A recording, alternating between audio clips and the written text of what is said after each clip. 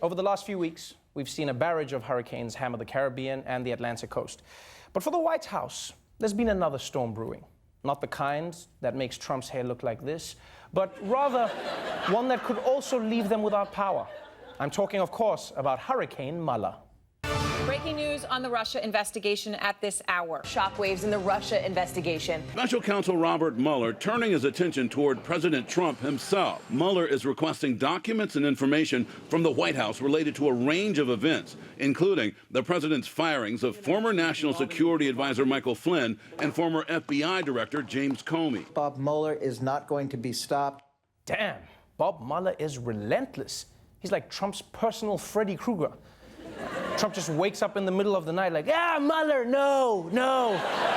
Oh, it was just a dream. It's just a dream. It's just me and you, Melania. That's right, Donald, you're under arrest. Ah! Now, one of Mueller's recent targets has been Paul Manafort, Trump's campaign chairman, and undercooked Sylvester Stallone. And the feds aren't just going after Paul Manafort, they're going hard. Things are looking very grim for Paul Manafort. Remember, they raided his house using a tactic that they use for drug dealers and mob guys. After picking the lock on his front door, they took binders stuffed with documents, copied his computer files, and took pictures of his expensive suits. Wait, what? Okay, that last one just sounds like the FBI's window shopping. I'm not sure why they need to take pictures of his suits, unless they're looking for crimes against fashion. I don't know what they were doing. Really? You're gonna wear a double-breasted suit with your figure? Really? I think the Justice Department will have something to say about that. Seriously, though, that is intense. Surprise visits in the middle of the night, all up in his phones. Ladies, get you a man who wants you as bad as Mueller wants Manafort.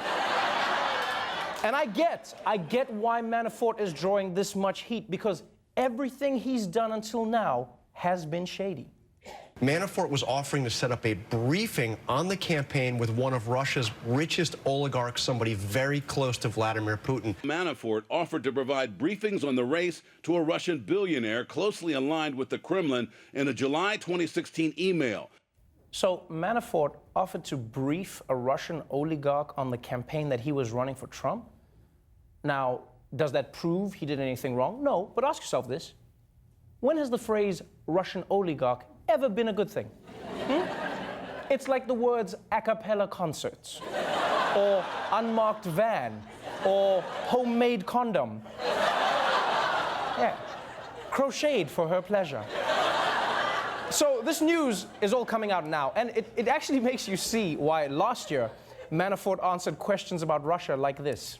So to be clear, Mr. Trump has no financial relationships with any Russian oligarchs. That's what he said. That's what I said. That's obviously what our position is. Wow, smooth. I don't care what the question is, that answer is always guilty. Like, if you were ever trying to lie to your girlfriend, this guy would be a horrible alibi. So, Manafort, my boyfriend says that he was hanging with you all night last night? That's what he said. That's what I said. That's obviously what our position is. I'ma murder his cheating ass!